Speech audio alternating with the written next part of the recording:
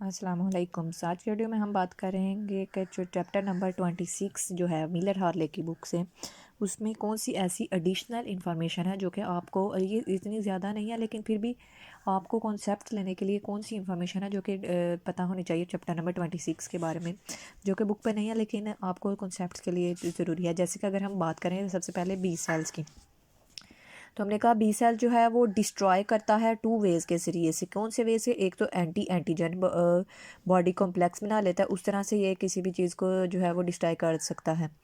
और ये इम्यूनिटी वाले चैप्टर्स की एडिशनल इंफॉर्मेशन है, इम्यूनिटी चैप्टर नहीं, इम्यूनिटी टॉपिक की। और किस तरह से ये बी सेल जो है वो डिस्ट्रॉय कर सकते हैं, वो कम्प्लीमेंट प्रोटीन के थ्रू जो है वो एंटीजन को डिस्ट्रॉय कर सकते हैं।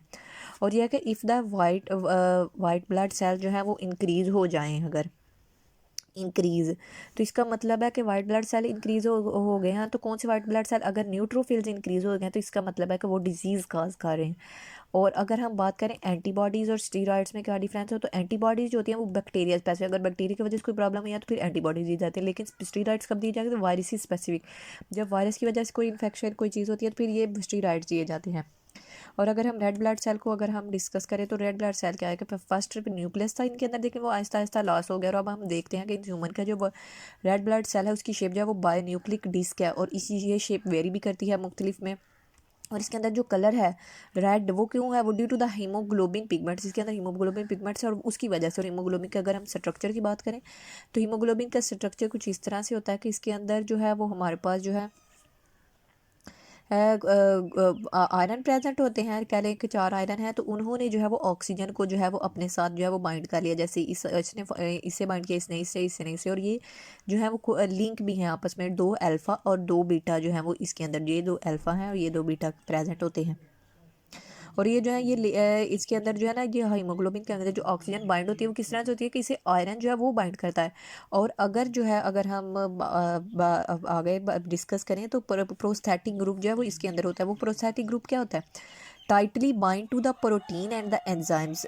वो क्या करता है कि वो प्रोटीन्स या एंजाइम्स को जो है प्रोस्थेटिक ग्रुप टाइटली जो है वो बाइंड कर लेता है, बाइंड हो जाती है यहाँ पर। और haem is a group is a non protein component of a haemoglobin. और जो हमारे पास हीम होता है, हीमोग्लोबिन में जो हीम है वो क्या है? वो नॉन प्रोटीन कंपोनेंट है हीमोग्लोबिन का हमारे पास। और अगर हम हीमोग्लोबिन की बात करें, तो हीमोग्लोबिन का हमने स्ट्रक्चर देखा, तो हीमोग्लोबिन क्या करता है? Bind with the 4 eight a time. इसने 4 मालिक्यूल्स ऑफ द ऑक्सीजन के साथ बाइंड करता है। इट ऑल्सो कैरीज, का ये कार्बन डाइऑक्साइड को भी कैरीज कर सकता है, कार्बन मोनोऑक्साइड को भी, और इसी तरह आगे इसका बाइकार्बोनेट, इस तरह सारी चीज़ों को ये अपने साथ बाइंड कर दे। लेकिन कह रहे हैं कि अगर ऑक्सीजन और carbon dioxide at a time present है, तो ये किस चीज़ को प्रेफर करेगा? ये कार्बन डाइऑक्साइड कार्बन मोनोऑक्साइड को प्रेफर करेगा as compare to combine with the oxygen. Oxygen के साथ कंबाइन होने के बजाय बल्कि ये इनके साथ जो है वो कंबाइन होना पसंद करेगा। और अगर हम देखें तो तो प्रेशर के हमारे पास यूनिट क्या होते हैं? एटीएम होता है, पास्कल और एमएमएच जी जो है वो हमारे पास जो है वो प्रेशर के यूनिट है। यहाँ ये जो है ये किस में है कि ये ब्लड प्रेशर में जब आप पढ़ेंगे तो वहाँ पर आपको ये प्रेशर के यूनिट जो है वो पता होने चाहिए। आगे हम बात करते हैं platelets. Platelets not actually a cell. ये जो है हमारे पास प्लेटलेट्स जो होती है ये एक्चुअल में सेल नहीं होती, बल्कि ये सेल के फ्रेगमेंट्स या सेल के कंपोनेंट्स होते हैं। और ये किस तरह से एक्ट करते हैं? इन वैसे तो ये आमतौर पे इनएक्टिव होते हैं और इनएक्टिवली मूव कर रहे होते हैं, लेकिन जहाँ पर कहीं पर कट आता है तो वहाँ पर जो एक्टिव हो जाता है, एक्टिव करके वहाँ पर जो है ये अपनी एक्टिविटी जो है स्टार्ट करना शुरू कर देते हैं। अगर कहीं से ब्लड वेसल्स में कोई कट आ गया या कहीं पे भी, तो वहाँ पर ये एक्टिव होकर अपनी ड्यूटी परफॉर्म करते हैं। And when carbon dioxide nutrients move from the capillaries to the tissues are present and where carbon nutrients, मतलब कहा कहते हैं कि जब भी जो है वो ऑक्सीजन जो है वो या न्यूट्रिएंट्स कोई भी चीज़ जो है वो कैपिलरीज से टिश्यूज़ की तरफ, यानी कैपिलरीज में ब्लड मूव कर रहा है, तो उसने जब वो मूव कर रहा है तो जब उसने टिश्यू को वो चीज़ देनी है तो तब कुछ थोड़ी थोड़ी जो चीज़ें हैं वो लॉस हो जाती हैं, और उसी को ही बाद में जो है लिम्फेटिक सिस्टम कलेक्ट करके तो फिर से हमारे ब्लड सेल्स के अंदर जो है वो डाल देता है।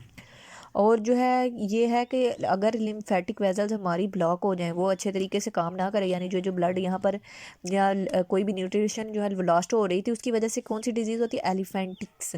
और ये क्या है? ये एस्केरियन वॉर्म्स की वजह से होती है। और इसकी इसमें क्या होता है कि लिम्फेटिक वेजल जो है वो ब्लॉक हो जाती हैं और जो है फ्लूइड है जो कहीं पर भी जो है वो इकट्ठा हो जाता है। और ये आपने देखा होगा कि आपने कई मतलब वीडियोस यूट्यूब पे देखी होंगी या कहीं पर भी कि ऐसा होता है कि एक इंसान की कोई भी कह ले लेग या कोई भी जिस्म का जो कोई पार्ट है तो वो बहुत ज़्यादा बड़ा हो गया, बड़ा सा हो चुका है मतलब उसका वेट ज़्यादा है, उसका साइज़ ज़्यादा है, तो वो इसी वजह से होता है, वो इस डिज़ीज़ की वजह से। अगर हम नर्व इम्पल्स की बात करें तो नर्व इम्पल्स कैसे जो है वो जनरेट होती हैं, produce due to the difference potential का डिफरेंस, यानी ये अगर हमारे पास नर्व है तो इसके अंदर ये जो सोडियम और पोटाशियम का जो डिफरेंस आता है, पोटेंशियल डिफरेंस की वजह से जो ये जनरेट होती है, डिफरेंस ऑफ आयंस की वजह से। और जो है वो टॉन्सिल्स जो है वो भी जो है ये मतलब गले में हमारे टॉन्सिल्स बन जाते हैं, जिसे कहते हैं गले पड़ गया, या फिर जिससे स्वीयर अगर हो जाए, स्वीयर हो जाए तो वो टॉन्सिल्स होते हैं। और वो क्या होते हैं, वो लिम्फेटिक टिश्यूज़ की एक कलेक्शन होती है जो कि वहाँ पर प्रेजेंट होती है, यानी लिम्फेटिक टिश्यूज़ वहाँ पर कलेक्ट हुए होते हैं। और इम्यून सिस्टम अगर कभी कभी ऐसा भी होता है कि जो हमारा इम्यून सिस्टम जो कि हमें डिफेंड करे, हमारी हिफाजत करे बीमारियों से, वो हमारी बॉडी के अगेंस्ट ही काम करना शुरू करता है। वो कब करता है, ग्रेव्स जब बीमारी हो जाती है या डिजीज़ हो जाए या डायबिटिक मिलेरिटीज जब हो जाती है, तो तब हमारी बॉडी का इम्यून सिस्टम हमारे खिलाफ काम करना शुरू कर देता है। और अगर देखें तो जो आईजी है ये जो है ये रिप्रेजेंट करती है इम्यूनोग्लोबिन को, जो एजी है ये है एंटीजन को जो है वो रिप्रेजेंट करती है। और अगर हम अब बात करें कि टाइप्स कौन सी हैं हमारे पास, टाइप्स ऑफ इम्यूनोग्लोबिन की कौन कौन सी हमारे पास टाइप्स हैं, ये जो इम्यूनोग्लोबिन की टाइप्स हैं ये जो है हैवी चेन ऑफ एंटीबॉडीज़, यानी एंटीबॉडीज़ के हमारे पास दो चेन्स होती हैं, एक हैवी होती है और लाइट होती है।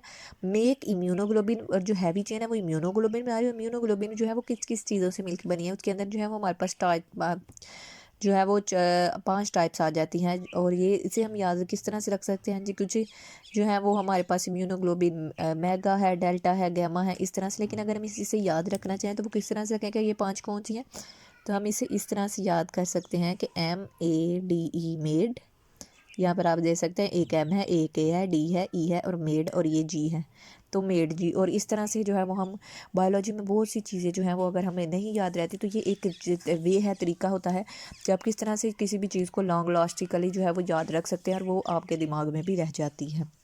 और आज की वीडियो में बस इतना ही। अगर वीडियो अच्छी लगे तो लाइक करें, शेयर करें, कमेंट्स करें और चैनल को सब्सक्राइब करें। इसका क्या फ़ायदा होगा कि हमारी तरफ से मिलने वाली वीडियो सबसे पहले आपको जो है वो आसानी से मिल जाएगी और ये आप अपने नॉलेज में इजाफा भी कर सकते हैं। थैंक यू, अल्लाह हाफिज़।